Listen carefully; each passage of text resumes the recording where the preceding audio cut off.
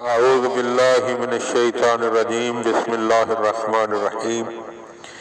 مولا کائنات حضرت امیر المومنین علی ابن ابی طالب علیہ السلام کے مجموعہ کلام نہج البلاغہ کے تیسرے باب کا 433 نمبر فرمان: وقال علیہ السلام اذکرن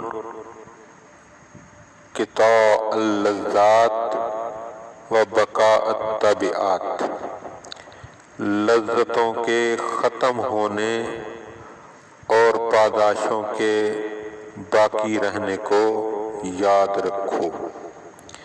یعنی لذتیں ختم ہو جائیں گی لیکن لذتوں کے نتیجے میں جو سزا ملنے والی ہے وہ باقی رہنے والی ہے، لہذا لذتوں کو بھول جاؤ اور اس کے نتیجے میں جو سزائیں ملنے والی ہیں ان کو یاد رکھو۔